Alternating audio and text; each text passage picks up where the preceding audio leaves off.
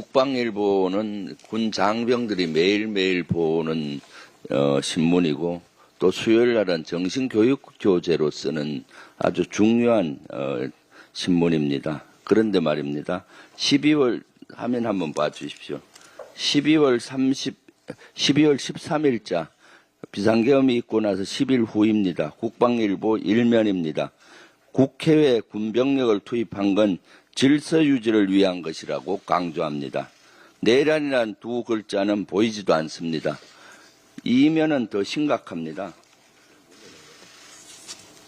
비상계엄은 고도의 정치적인 판단이자 통치행위라는 내용 일색입니다. 이것만 보면 내란 속의 윤석열의 계엄 선포는 매우 정당한 결정으로 보입니다. 한마디로 범죄를 미화한 것입니다.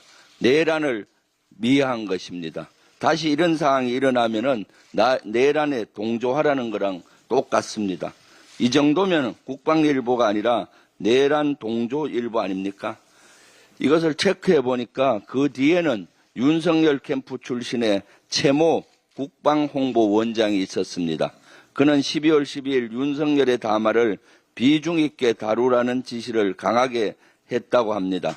일부 직원들이 반발했지만 받아들여지지 않은 것으로 전해졌습니다.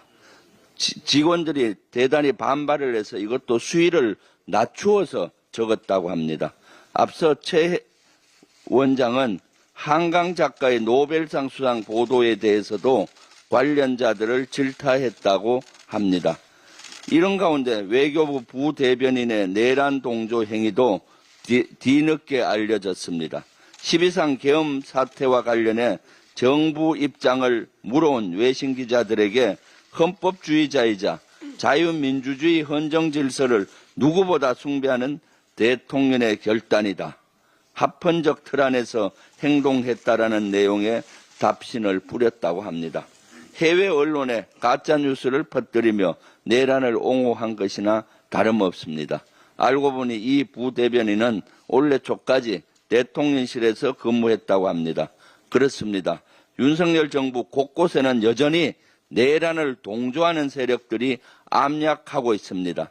내란 속에 윤석열뿐만 아니라 이에 동조한 세력들도 발본색원해야 합니다. 다시는 이 땅에 뿌리 내릴 수 없도록 해야 합니다. 철저한 수사를 할 것을 거듭 강조합니다. 그리고 여기 이 신문은 전부 다 국방부에서는 해수를 하고 여기에 대해서 진상규명을 하고 바로 국방홍보원장은 파면시키고 감옥으로 보내야 된다고 합니다. 내란해야 된다고 저는 생각합니다. 내란에 동조하고 내란을 부추긴 것과 마찬가지이기 때문입니다. 그리고 또 하나가 있습니다. 윤석열은 애초 11월에 중요 국외 일정에 불참하고라도 계엄 의지를 표명했었다. 여인영이 최근 16일 날 검찰 조사에서 이같이 진술했다고 KBS가 보도했습니다. 윤석열은 지난달 14일부터 21일까지 APEC과 G20 정상회담 참석차 남미 순방을 다녀온 바 있습니다. 순방이 시작되는 14일이나 그 이전에 계엄을 선포하려고 했다는 얘기입니다. 제가 제보를 받은 것을 계속 얘기를 했는데 퍼즐이 이제 맞춰집니다.